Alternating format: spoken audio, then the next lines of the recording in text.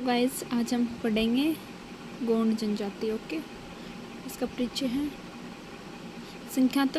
संख्यात्मक दृष्टि से गोंड भारत की सबसे प्रबल जनजाति है।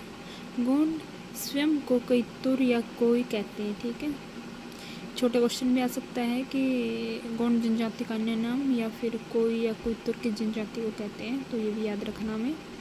गोंड नाम तो इन्हें बाहर वालों ने दिया। ठीक है, इनका खुद एक दूसरे को कहते हैं, तो ये तो कोई तुर या कोई जनजाति कहते हैं, लेकिन हम जैसे जो लोग हैं हम इसको गोंड जनजाति के नाम से जानते हैं। ठीक है, इतिहासकारों के अनुसार प्राचीन काल में गोंड एक अत्यंत प्रभावशाली जाति थी, जिसके राज्य का विस्तार महाकौशल क्षेत्र में 16वीं शताब्दी तक रहा।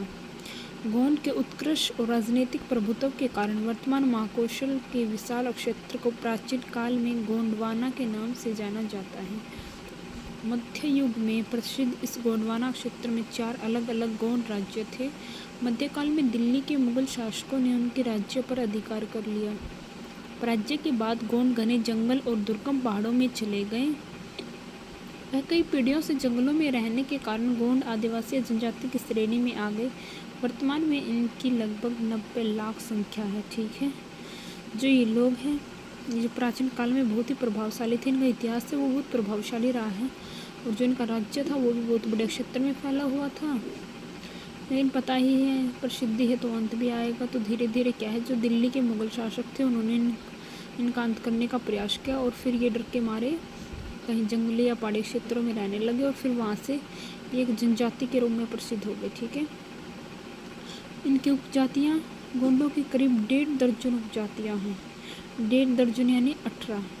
ठीक है, इसके बाद है राजगोंड सभी उपवर्गों में सर्वोच्च माने जाते हैं। प्राचीन गोंड साम्राज्य के लोगों की जो ये है वंशावली के प्रतीक माने गए। ये श्रेष्ठ और वास्तविक गोंड कहलाते हैं। ठीक है, वास्तविक गोंड कौन से हैं? राजगोंड। ओके, राजगोंड अधिकतर भूस्वामी या जमींदार होते हैं। संभवतः राजगोंडों की उत्पत्ति राजपूतों और गोंडों के वैवाहिक संबंधों से हुई है, जिसके कारण वे सवर्ण हिंदुओं की भांति जनेऊ पहनते हैं, कर्मकांड भी करते हैं। ठीक है, जो इन गोंड जनजाति के लोगों के जो रीति रिवाज है वो हिंदू समाज से मिलते जुलते हैं। ठीक है, रघुवाल और दवे, ठीक है, ददवे मध्य प्रदेश के छिंदवाड़ा जिले की कृषक जातियाँ हैं, और ये 2 जातियाँ हैं।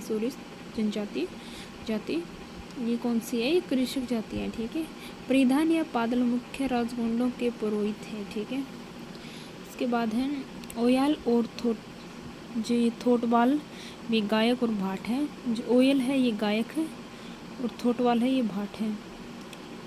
कोइकोपाल मुख्यतः पशुपालक है। खोटिया भी संपन्न जातियों में आते हैं तथा क्या है इसके बाद स्वयंवर्ती है, जो हिंदुओं की तरह जीवन व्यतीत करते हैं। ठीक है, डोली गोंड मुख्यतः शादी विवाह तथा अन्य उत्सवों पर ढोल या ड्रम बजाने का काम करते हैं। जो डोल है जो डोली नाम से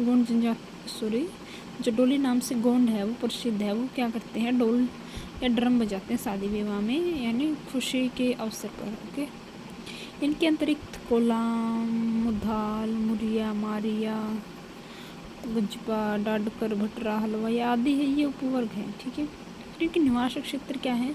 ये सतपुड़ा के पहाड़ी क्षेत्रों में रहते हैं, जो गोदावरी तक फैले हैं। ठीक है, तो इसके बाद इनका जो निवास है, जो इनका निवास क्षेत्र है उत्तर के गोंड जिला तथा उत्तरी बिहार से दक्षिण में आंध्र प्रदेश तक तथा पश्चिमी महाराष्ट्र से पूर्व में ओडिशा तक विस्तृत है। मुख्य रूप से ये लोग मध्य प्रदेश और छत्तीसगढ़ के पहाड़ी क्षेत्रों में रहते हैं। ठीक है, फिर मध्य प्रदेश में एरिया वाइज बताते हैं हम इस जनजाति का वितरण कौन से एरिया में कैसे है। ठीक है, मध्य प्रदेश में क्या है? छिंदवाड़ा, बैतूल, सिवनी, बालाघाट, मंडाला जिले गोंडों के प्रमुख निवास क्षेत्र है। इन जिलों की 1/4 से 3/4 तक जनसंख्या गोंडों की है। तो भी कोई जरूरी नहीं, हम पूरा बताइए, थोड़ा ये ऐसे बता के कि इनका जो निवास क्षेत्र है हम ऐसे बता देंगे कि मध्य और छत्तीसगढ़ के क्षेत्रों में रहते हैं। उसके बाद हम थोड़ा डिफाइन कर देंगे। मध्य प्रदेश 1-2 जनजाति के नाम लेते हैं, जैसे जो सान लगे, छिंदवाड़ा, बालाघाट की आदि लगा देंगे, फिर कह देंगे प्रमुख क्षेत्र है, यहाँ पे इतनी जनजाति रहती है, 1/4 3/4 बस। उसके बाद छत्तीसगढ़ मैदान के दक्षिण में स्थित बस्तर जिले का एक कटा-फटा दुर्गम पहाड़ी क्षेत्र है। ठीक है, यह मुरिया और मारिया नामक गोंड उपजातियाँ रहती है। बस्तर के अतिरिक्त दांतेवाड़ा, कांकेर, धमतरी, राजनांदगांव, बिलासपुर, रायगढ़, दुर्ग में भी गोंडों का जमाव पाया जाता है। फिर उसके बाद हम छत्तीसगढ़ के बारे में बता दें कि किसका जो पहाड़ी एरिया है कटाफटा वहाँ पे रहती है, बस बहुत है। फिर उसके बाद है इनके अंतरिक्त उड़ीसा के दक्षिण पश्चिम पठार तथा आंध्र प्रदेश के विशाखापट्टनम, तेलंगाना, नागालैंड आदि क्षेत्रों में भी रहते हैं, जैसे महाराष्ट्र में गोदावरी वनगंगा के मध्यवर्ती क्षेत्रों में। ठीक है, उसके बाद है गोंड जनजाति का सर्वाधिक संकेंद्रण 3 जिलों में है, अभी हमने डिस्कस किया है, ये मध्य प्रदेश, छत्तीसगढ़ और के महाराष्ट्र। ठीक है, फिर भौगोलिक दिशाएं कैसी है, यानी इनका भौगोलिक वातावरण कैसा है जहाँ पे ये जनजाति मुख्यतः रहती है। गोंड जनजाति का निवास क्षेत्र वन आच्छादित, ठीक है, यानी वहाँ पे वन का आवरण बहुत अधिक है, पहाड़ी और पठारी है, लावा की मोटी परत से ढकी इस भूमि पर लाल, पथरीली, रेतीली मिट्टियाँ पाई जाती है जो कम उपजाऊ है। मध्य प्रदेश के मध्यवर्ती भाग में स्थित सतपुड़ा, महादेव और मेकाल की पहाड़ियाँ 600 से 1000 मीटर तक ऊंची है। ठीक है, और जिस क्षेत्र में रहते हैं वहाँ की पहाड़ियाँ 600 से 1000 मीटर तक ऊंची है। बस्तर की पहाड़ी लगभग 1300 मीटर ऊंची है। नर्मदा, सियोनी तथा इंद्रावती इस प्रदेश की प्रमुख नदियाँ हैं। ठीक है, उसके बाद है पहाड़ी और पठारी होने के कारण गोंड क्षेत्र की जलवायु अपने निकटवर्ती भागों की तुलना में ठंडी है। तो हमें पता है कि ऊंचाई के साथ क्या है, जो तापमान कम होता है, इसलिए पहाड़ी क्षेत्रों में तो तापमान कम ही होगा, ये सौमंडल है में तो ऐसा ही होता है। यह तापमान वर्ष पर 15 से 30 डिग्री सेल्सियस के बीच और औसत वार्षिक वर्षा 125 सेंटीमीटर से 150 सेंटीमीटर के बीच रहती है। वहाँ के घने जंगलों में मानसूनी वृक्ष पाए जाते हैं, जिसमें साल, सागौन, बांस, शीशम, पलास, तेंदू, हल्दू, हर्रा भर्रा आदि प्रमुख है। बड़े जिलों में कोई नहीं, हम कुछ 1-2-4 कर लेंगे, जैसे साल, सागौन, बांस, शीशम, ये तो हमें याद रह जाएंगे, बाकी हम छोड़ सकते हैं। इन वनों में चीता, हिरण, बारहसिंगा आदि प्राणी पाए जाते हैं। शारीरिक लक्षण कैसे इनके, इन लोगों का जो रंग है काला और शरीर सुडौल होता है। इनका सिर गोल, नाक छोटी, चपटे मुँह, चौड़ा होठ छोटे होते हैं, सिर के बाल काले सीधे होते हैं, किंतु दाढ़े मूंछ के बाल तथा जो शरीर पर रोए होते हैं वो कम होते हैं। इनकी जो मुख आकृति है वो मंगोलों से शारीरिक बनावट से द्रविड़ से मेल खाती है, इसलिए इन्हें द्राविडियन तथा गुहा प्रोटोस्ट्रियाल्ड मानते हैं। हेडन और फैक्टाचार्य इन्हें पूर्व द्रविडियन मानते हैं। ठीक है, यानी द्रविड़ों से भी पुराने। व्यवसाय क्या है इनका, व्यवसाय तो लगभग सभी जनजातियों का यही, कृषि, पशुपालन, आखेट, बस यही मिलेगा मेन, बस इसी के बारे में बताना होता है, बाकी देख सकते हैं। अनेक वर्षों तक गोंडों का मुख्य व्यवसाय शिकार करना, वही है बस, मछली पकड़ना। लेकिन अब हालात बदल गए हैं, जीव जंतुओं को शिकार पर प्रतिबंध लग जाने पर वनों को संरक्षित आरक्षित कर दिए जाने के कारण गोंड मुख्यतः खेती करने लगे, वही है, पहले शिकार करते थे अब खेती करते हैं, वही है बस, यही व्यवसाय होंगे जनजातियों को, तो खेती बाड़ी, शिकार करना, पशुपालन, बस यही मिलेगा। गोंड स्थानांतरित तथा शताई दोनों प्रकार की कृषि करते हैं। स्थानांतरित कृषि को यहाँ दिप्पा कहा जाता है। ठीक है, और रेशम की झूमी कृषि के समान है। इसमें जंगलों से साफ की गई जमीन पर 2-3 वर्ष खेती करने के बाद उसे परती छोड़ दिया जाता है, परती यानी खाली छोड़ दिया जाता है। बस्तर और दांतेवाड़ा की पहाड़ियाँ ढालों पर सीढ़ीनुमा खेती की जाती है, इसे पेंडा कृषि कहा जाता है। उसके बाद जो उबड़ खाबड़ पथरीली अनुपजाऊ भूमि पर कुंदेली और फावड़े से जाने वाले पुराने ढंग की खेती बहुत कम उपज देती है। ठीक है, उत्तम बीज, रासायनिक उर्वरक, सिंचाई और मशीनों का तो इन्होंने कभी सोचा ही नहीं। ठीक है, इन्हें हाथों से करते हैं, मशीनों का इतना ज़्यादा प्रयोग नहीं करते। ये लोग मुख्यतः मोटे अनाज बोते हैं, जैसे बाजरा, जवार, कुटकी, कोदो आदि। घर के पास साग सब्जी लगा लेते हैं, तंबाकू लगा लेते हैं। ठीक है, ये लोग साल में 3 फसलें उगाते हैं, छोटा कोशरा, बड़ा कोशरा और औष कोशरा। ये क्या है, इसमें मई में फसलें बोकर सितंबर में काटी जाती हैं। जो बड़ा कोसरा उसमें जून जुलाई में बोते हैं, दिसंबर जनवरी में काट लेते हैं। जो ओस कोसरा है उसमें क्या करते हैं भाई, अगस्त सितंबर में बो देते हैं और दिसंबर जनवरी में काट लेते हैं। यही रबी खरीफ बांटे हुए इन्होंने अपनी मर्जी से बांट रखी थी, बस यही है।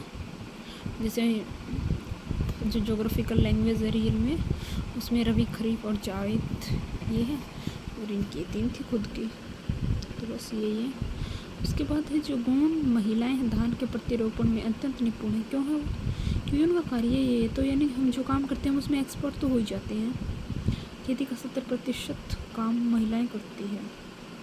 स्थानीय बाजार के साथ सीधा संपर्क होने के कारण ये लोग कृषि उत्पादन, बनी और तेली को बेचने लगे हैं। ठीक है, ज़्यादातर गोंड भूमिहीन किसान होते हैं उनमें बाल मजदूरों की प्रथा पाई जाती है, यानी कृषि भूमि नहीं होती तो उन्हें अपने जीवन निर्वाह के लिए क्या है, अपने छोटे छोटे बच्चों को भी काम पर लगाना पड़ता है। ठीक है, गोंड खेती के साथ साथ पशुपालन भी करते हैं। दूध के लिए गायें पाली जाती है। रावत उपवर्ग के गोंड कस्बों में क्या करते हैं, जो दूध दही बेचते हैं, बदले में जो अन्य जरूरी वस्तु है वो ले आते हैं। फिर सूअर मुर्गी का पालन करते हैं और उनका ध्यान रखते हैं। ठीक है, केवट, कुरुख और धीमर जाति के गोंड मुख्यतः मछली पकड़ने का व्यवसाय करते हैं। ठीक है, वनवासी होने के कारण ये लोग जंगलों से उपयोगी वस्तुओं का एकत्रीकरण करते हैं और उन्हें बाजार में बेचते हैं। सेमल की रुई, शंख, चिरोगे, गुल्लर, ऐसे अनेक फल फूल, ऐसे अनेक जो वन से मिलने वाली वस्तुएं हैं वो इकट्ठी करते हैं और बाजार में बेच देते हैं और अपने लिए जो उपयोगी वस्तुएं हैं वो ले आते हैं।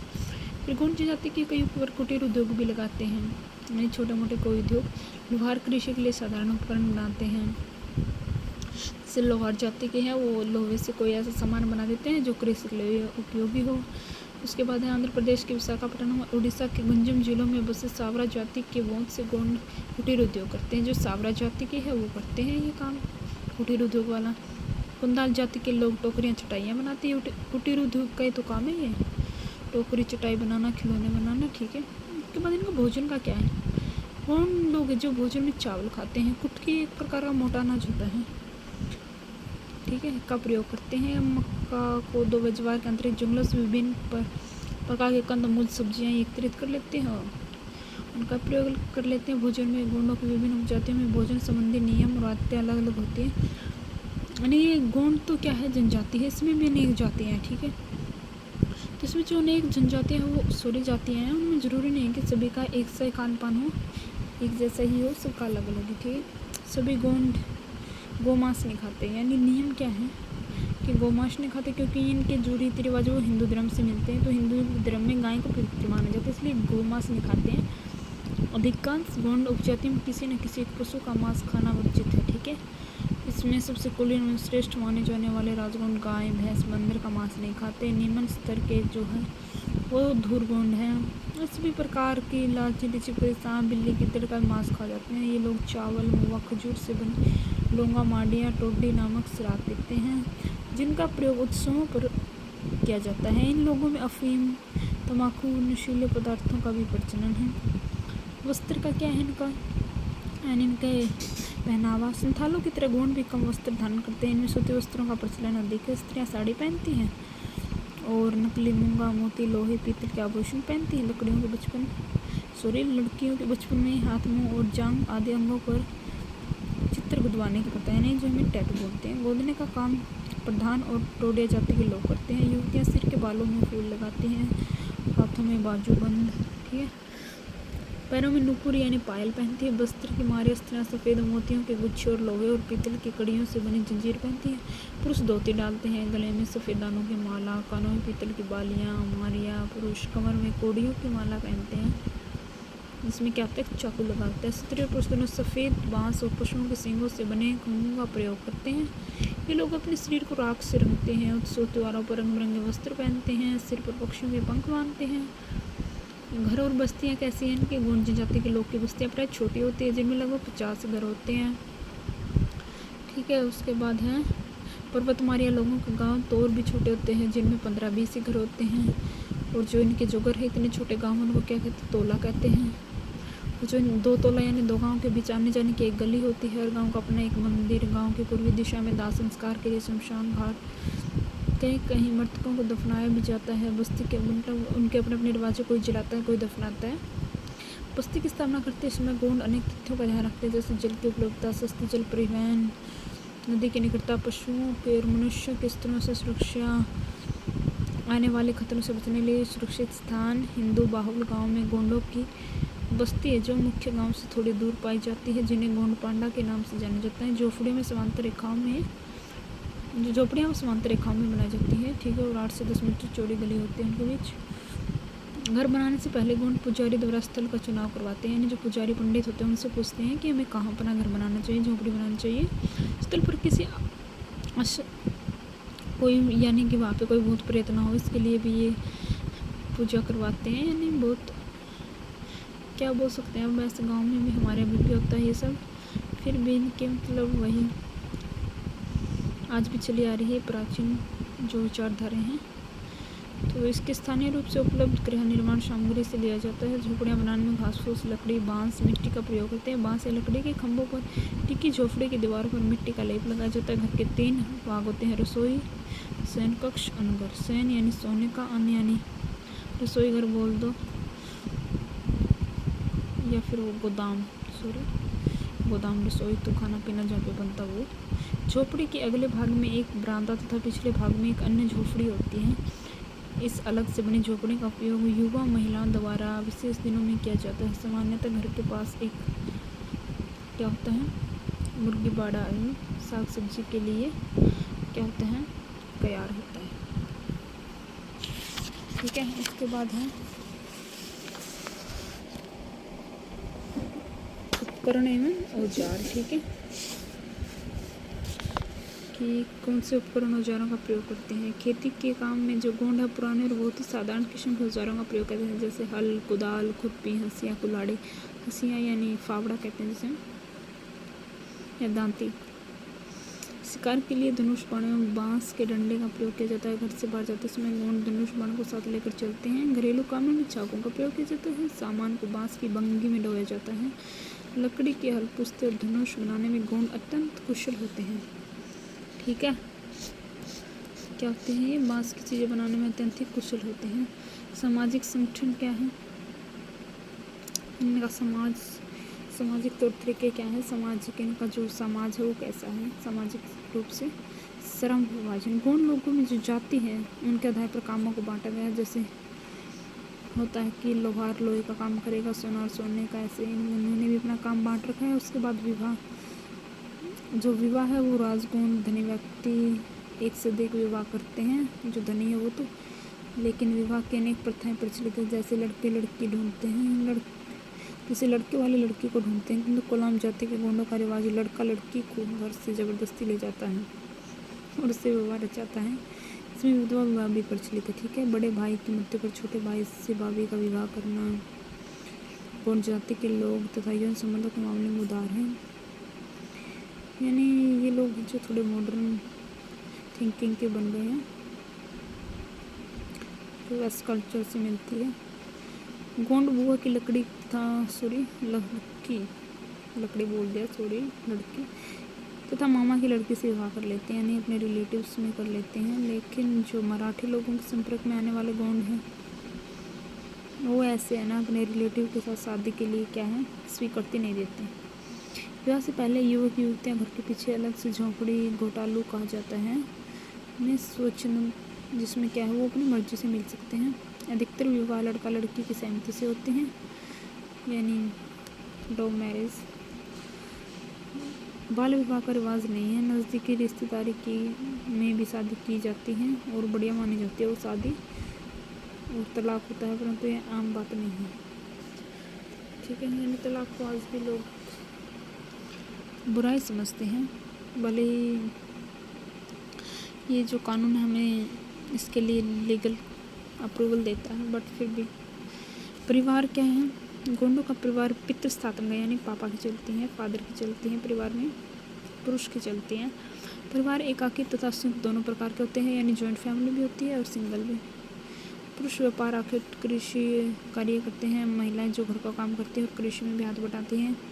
कबाड़ी प्रथा की कोई गोंड किसी विसर्जन के लिए अपनी बेटी के विवाह के लिए ग्राम पंचायत का जुर्माना चुकाने के लिए धनराशि जमींदार से उधार लेता है, फिर वहाँ पर कृषि मजदूर बनकर मजदूरी करता है। रास्ता में बंधने के बाद वह कबाड़ी प्रथा कहते हैं, जिस प्रथा के अनुसार वह क्या करता है, बंधु मजदूर बन जाता है, उसे क्या कहते हैं, कबाड़ी प्रथा कहते हैं। ठीक है, और यदि मजदूर मरने तक कर्जा नहीं चुका पाता है तो उसे अपने संतान, अपने पिता की तरह कृषि मजदूर, उसका संतान उसकी जगह फिर उसके वहाँ काम करेगा, जमींदार के वहाँ। ठीक है, पंचायती व्यवस्था गोंड जनजाति पंचायत के निर्णयों का सम्मान करती है।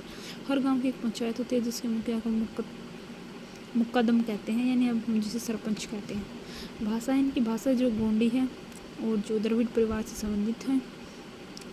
गोंड अब बहुभाषी हो गए, यानी बहुत सी और भी भाषा बोलने लग गए हैं, जैसे मराठी, हिंदी, तेलुगु, छत्तीसगढ़ी, हल्बी आदि। और उनके धर्म विश्वास कैसे हैं। गोंड अंधविश्वासी और धार्मिक भीरू होते हैं। ये अनेक देवी देवताओं की पूजा करते हैं, जैसे काली माता, ठाकुर देव, बड़ा देवदोला, देव नारायण, ऐसे घनश्याम, बंजारी आदि ये लोग भूत प्रेत, पिशाच, आत्माओं, जादू टोना में विश्वास करते हैं। ये तो हमें पहले पता लग गया था कि जब भी ये नया घर बनाते हैं तो पहले किस पंडित पुरोहित से पूछते हैं, फिर उस स्थान का चयन करके वहाँ पे घर बनाते हैं ताकि वहाँ पे बुरी आत्माएं ना आए। तो ये तो हमें पहले पता लग गया था। पूर्वजों की आत्मा में देवताओं को प्रसन्न करने में ये क्या करते हैं तथा अच्छी फसल की कामना के लिए लोग पशुओं की बलि तक चढ़ा देते हैं। देखो, असभ्य और अनपढ़ होने के बावजूद गोंड क्या है, ईमानदार और साहसी और सच्चे हैं। ठीक है, उसके बाद क्या है भाई, इनके नृत्य और संगीत के प्रेमी गोंड दशहरा दिवाली पर महुआ से बनी शराब और ताड़ी पीते हैं। इनके सभी अनुष्ठान गांव में पुजारी करता है। इनके मृत्यु संस्कार क्या है, केवल राजगोंड तथा उच्च वर्ग के गोंडों में ही मृतक पुरुष का दाह संस्कार किया जाता है। शेष सभी गोंड मृतक स्त्री हो या पुरुषों को दफनाते हैं। स्त्रियों को सभी वर्गों में दफनाया जाता है। ठीक है, इस प्रकार क्या उत्तर दक्षिण दिशा में बनाई जाती है, जिसमें उत्तर की ओर जिसमें पैर है वो उत्तर की ओर करके दफनाए जाते हैं और सिर है जो दक्षिण की ओर। गोंडों की धारणा के उनके आराध्य देव उत्तर दिशा में वास करते हैं और मृत्यु के बाद व्यक्ति उन देवताओं के पास पहुंच जाते हैं, इसलिए वो ऐसा करते हैं। तो ठीक है, हमने आज ये गोंड जनजाति कंप्लीट कर ली है। ओके, और आई होप आप सभी को अच्छे से समझ आई होगी। Thank you.